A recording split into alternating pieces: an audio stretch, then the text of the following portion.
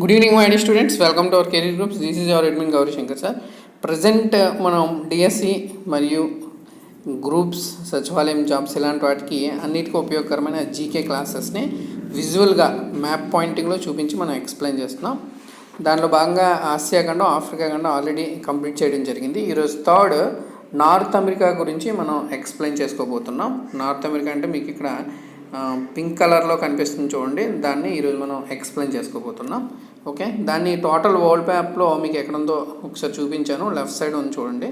దాన్ని ఇప్పుడు ఇండివిజువల్గా దానికి సంబంధించి బౌండరీస్ ఏంటి అన్నీ స్టెప్ బై స్టెప్గా, తర్వాత దాని పాపులేషన్ ఎంత, ఏరియా ఎంత, నెక్స్ట్ దానిలో ఉండే ఇంపార్టెంట్ కంట్రీస్ ఎన్ని ఉన్నాయి, దానిలో ఇంపార్టెంట్ సిటీస్ ఏంటి, ఓకే, దానిలో ఉన్న సముద్రాలు ఏంటి, రివర్స్ ఏంటి, ఇలా స్టెప్ బై స్టెప్గా చెప్పుకుంటూ వస్తాను. లాస్ట్లో టోటల్ నార్త్ అమెరికాకు ఉన్న స్పెషాలిటీస్ ఏవైనా, అంటే ప్రపంచంతో కంపేర్ చేసుకుంటే ఇప్పుడు rice bowl of world Cuba కానీ, నెక్స్ట్ యూఎస్ఏ కానీ, ఎకానమీకి సంబంధించి ఇవన్నీ లాస్ట్లో కొన్ని పాయింట్ వైజ్గా మీకు ఎక్స్ప్లెయిన్ చేయడం జరుగుతుంది.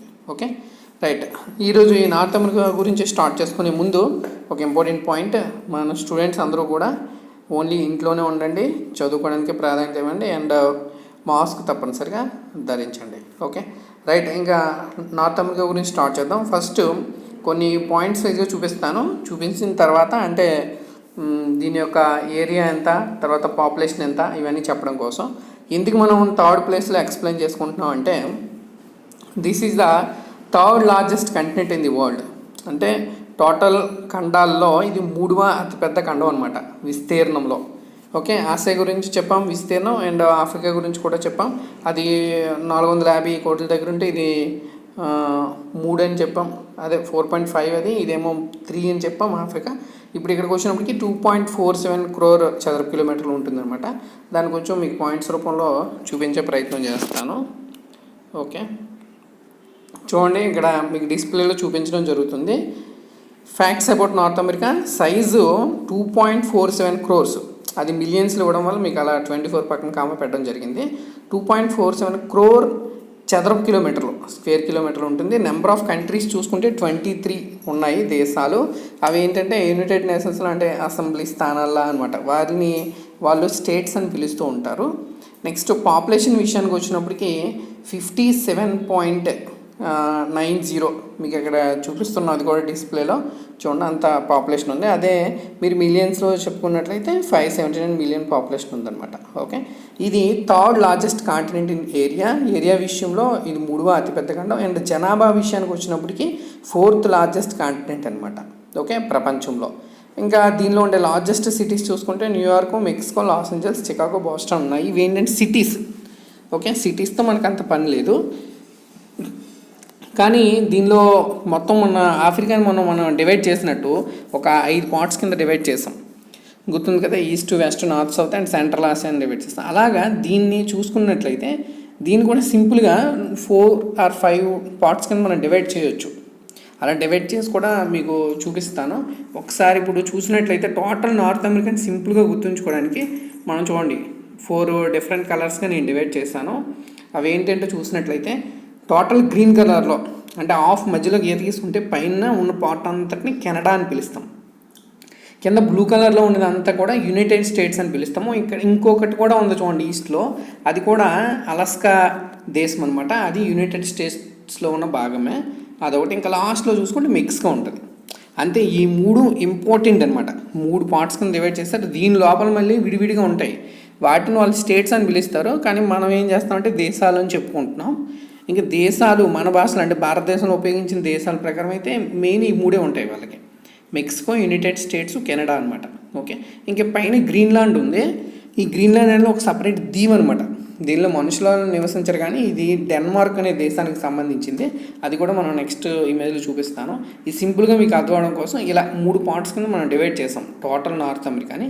ఇప్పుడు మీకు ఈజీగా అర్థం చేసుకోవడానికి బాగుంటుంది అనమాట. ఇంక యునైటెడ్ స్టేట్స్ మధ్యలో పెట్టాం అంటే ఎక్కువ జనాభా నివసించడానికి వీలుగా ఉన్నది. ఇంక పైన కెనడా విషయానికి వచ్చినప్పటికి ఇవన్నీ దీవులు చూసారు, వైట్కి కనిపిస్తుంది అంటే అదంతా సముద్రం అనమాట.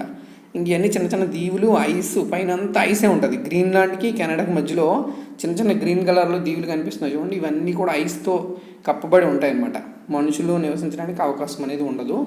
ఇక్కడ ఈ బ్లూ కలర్లో ఉంది యునైటెడ్ స్టేట్స్ అని రాసి ఉంది, అది కూడా అలాస్కా దేశము, అది యునైటెడ్ స్టేట్స్ యుఎస్ఏ పరిధిలోకి వస్తుంది అనమాట. ఓకే, ఇంకా టోటల్ ఒకసారి మ్యాప్ని మీకు అన్నిటినీ కలిపి నెక్స్ట్ ఇమేజ్లో చూపించే ప్రయత్నం చేస్తాను. ఇప్పుడు ఇది ఫుల్ మ్యాప్ అనమాట, మీకు నీట్గా కనిపిస్తుంది అనుకుంటున్నా. దీనిలో అన్నీ మనం ఎక్స్ప్లెయిన్ చేస్తాం. అయితే మనం పాపులేషన్ చెప్పేసాం, ఏరియా చెప్పేసాం, థర్డ్ లార్జెస్ట్ అని చెప్పేసాం. ఇప్పుడు ఏం చేద్దాం, నెక్స్ట్ పాయింట్గా బౌండరీస్ గురించి చెప్దాం. ఓకే, ఏమేమి ఉన్నాయని ఒకసారి మీరు కూడా చూసేయండి, నేను చూపిస్తాను. మీకు కావాలంటే అది రౌండ్ చేసి కూడా చూపిస్తాను. ఓకే, అండ్ ఆల్రెడీ మనం చెప్పుకున్నాం, ఇప్పుడు మీరు చూసి చెప్పడానికి ట్రై చేయండి. ఫస్ట్ అందరికీ తెలిసిన విషయమే, ఈస్ట్లో చూద్దాం.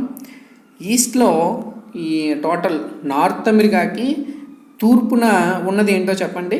Atlantic ocean. ఓకే, అట్లాంటిక్ మహాసముద్రం అనమాట. ఓకే, తూర్పున ఉంది, మీకు కనిపించింది అనుకుంటా. ఇంకా ఉత్తరాన్ని చూసుకుందాం. ఉత్తరాన ఉన్న మహాసముద్రం ఏంటి? ఆర్కిటిక్ మహాసముద్రం. ఓకే, ఇంకా దీనికి పడమరన ఉన్న మహాసముద్రం ఏంటి? పసిఫిక్ మహాసముద్రం. ఓకే, ఇంకా లాస్ట్లో మీరు చూసుకున్నట్లయితే కింద దక్షిణాన్ని చూసుకున్నట్లయితే దక్షిణాన్ని ఉన్న సముద్రం ఏముందంటే కరేబియన్ సముద్రం అని చెప్పుకోవచ్చు. లేదా డైరెక్ట్గా దక్షిణ అమెరికా ఆప్షన్ ఇచ్చేసాడు అనుకోండి, దక్షిణ అమెరికా కూడా దీని సౌత్లోనే ఉంది కదా, డైరెక్ట్ అలా కూడా పెట్టుకోవచ్చు. మీరు ఆప్షన్ పెట్టి అది చూసి ఫాలో అవ్వండి. దక్షిణ అమెరికా ఉంది, అదే దక్షిణ అమెరికాకి ఉత్తరం మధ్యలో కరేబియన్ సముద్రం ఉంటుంది కాబట్టి దాన్ని కూడా చెప్పుకోవచ్చు అనమాట. ఇవి బౌండరీస్ అండి. నెక్స్ట్ పాయింట్గా మనం బౌండరీస్ని చెప్పేస్తాం. ఓకే, ఇప్పుడు మీకు కనిపిస్తుంది ఇక్కడ పైన గ్రీన్లాండ్ దగ్గర చూసినట్లయితే కింద డెన్మార్క్ అని బ్రాకెట్లో ఇచ్చాను, అంటే డెన్మార్క్ అనే దేశానికి సంబంధించింది అది. అండ్ ఇంకా నెక్స్ట్ పాయింట్గా మనం ఏం చేద్దాం అంటే దీని గుండా ఉత్తర అమెరికా గుండా మనకున్న ఈ 3 లైన్స్లో అంటే భూమధ్య రేఖ, కర్కట రేఖ, మకర రేఖ, వీటిలో ట్రాపిక్ ఆఫ్ క్యాన్సర్, ఇక నార్త్ అమెరికా అని పేరు పైన రాసి ఉంచండి. ట్రాపిక్ ఆఫ్ క్యాన్సర్ అంటే కర్కట రేఖ అనేది ఈ నార్త్ అమెరికా గుండా ప్రయాణిస్తుంది అనమాట. ఓకే, అది ఒకసారి గుర్తుంచుకోండి. అండ్ దీనిపైన ఇంకా మిగిలిన భూమధ్య రేఖ కానీ నెక్స్ట్ మకర రేఖ కానీ లేదు కాబట్టి ఇక్కడ ఏం చేస్తాయంటే అన్ని వాతావరణాలకి అనుకూలంగా ఉంటుంది అనమాట యునైటెడ్ స్టేట్స్ అనేది.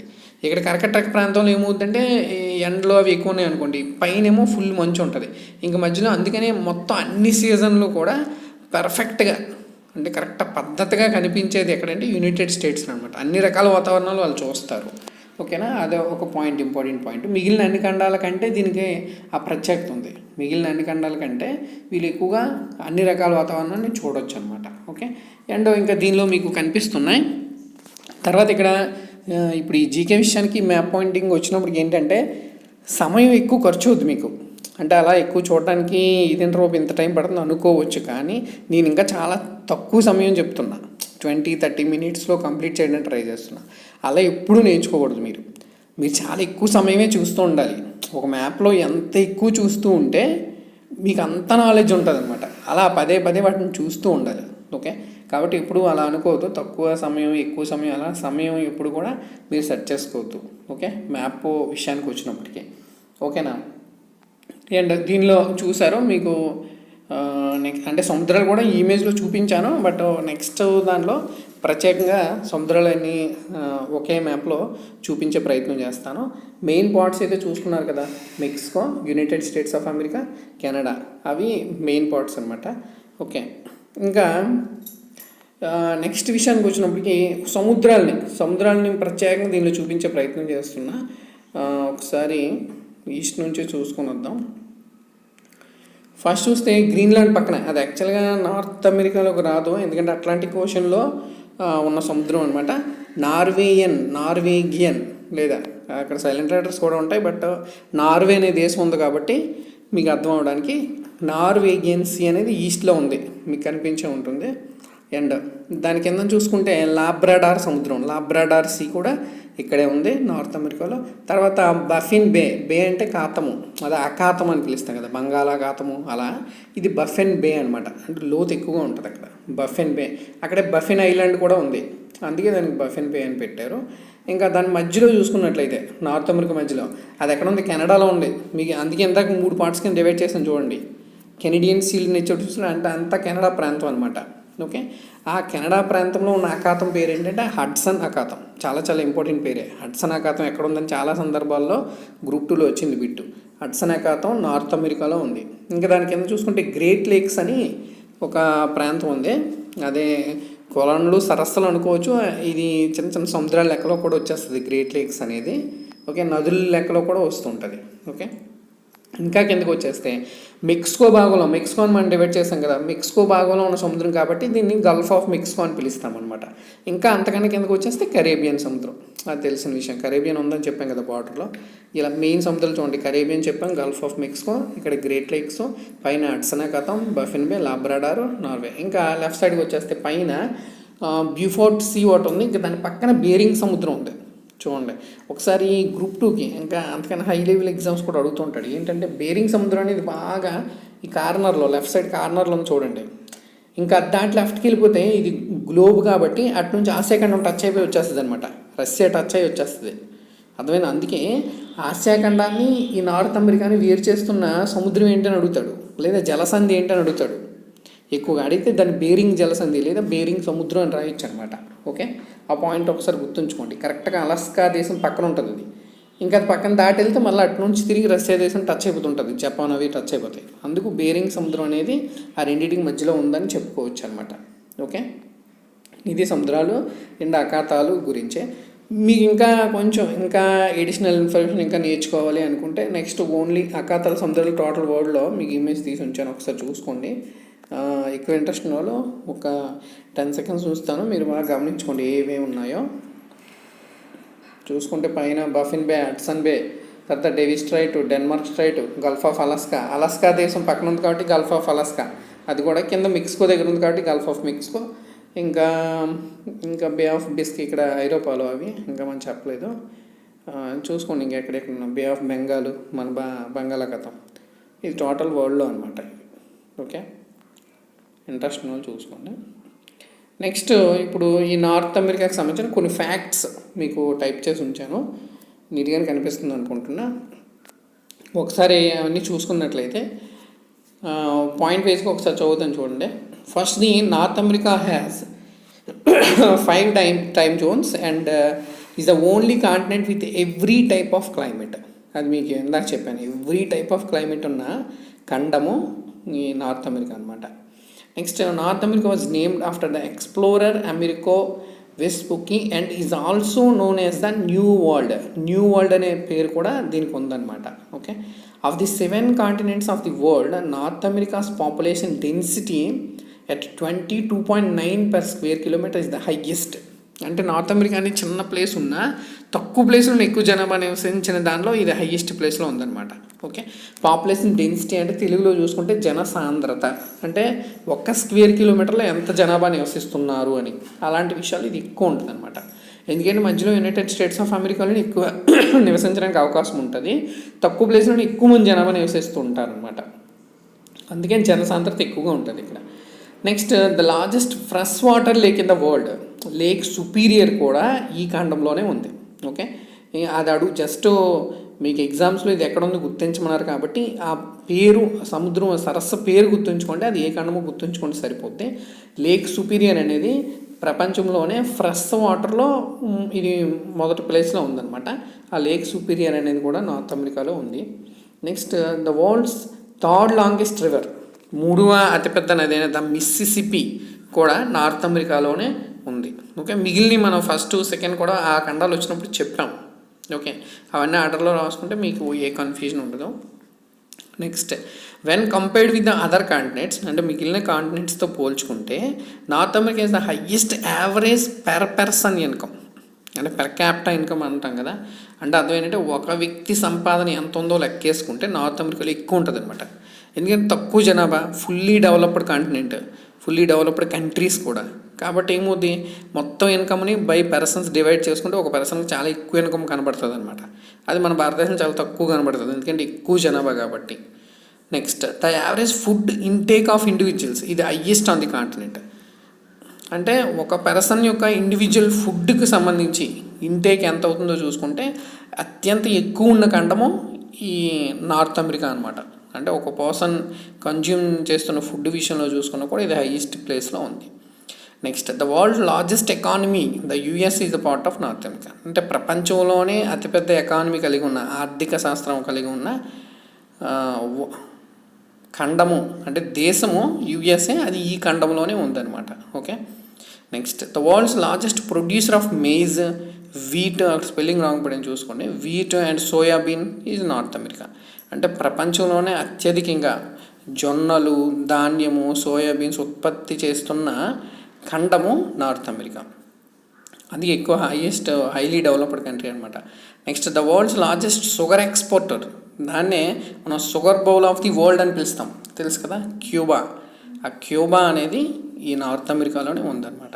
ఓకే, ఇంకా last the world's smallest owl అంటే గుడ్లగోబ, ద ఇల్ఫ్ అనేది నార్త్ అమెరికా కాంటినెంట్లోనే ఉంది.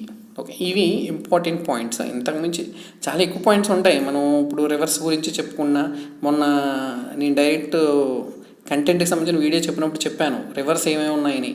మిస్సోరీ నది ఉంటుంది, మిస్సిసిపి ఉంటుంది, యుకోన్ ఉంటుంది, రియో గ్రాండే ఉంటుంది, అండ్ సెంట్ లారెన్స్ ఉంటుంది, ఆర్కాన్, నెక్స్ట్ కొలరాడో, ఇవన్నీ కూడా దీనిలోనే ఉన్నాయి. ఇంక సముద్రాలు చెప్పుకున్నప్పుడు కూడా చెప్పా, బేరింగ్ సముద్రము, Gulf of Alaska, next Beaufort, Gulf of Mexico, Hudson Bay, Baffin Bay, Labrador, next Caribbean, ఇవన్నీ మన కంటెంట్ వీడియోలో చెప్పేశాను. మీ దాంతో ఇవన్నీ ఎడిషనల్స్ అనమాట. అంతా ఒక దగ్గర రాసుకొని, ఆ రాసుకున్నది ఇది వింటూ, అది చూసుకుంటూ వింటూ ఉంటే ఇంకా ఎడిషనల్గా ఎక్కువగా మీకు అర్థమయ్యే అవకాశాలు ఉంటాయి అన్నమాట. ఓకే, అండ్ మన వీడియోస్ని ఫుల్ ఎక్స్పాండ్ చేసుకోండి, అంటే ఫుల్ వ్యూలో చూడడానికి ట్రై చేయండి, చిన్న వ్యూ కాకుండా ఫుల్ జూమ్లో చూడడానికి ట్రై చేయండి.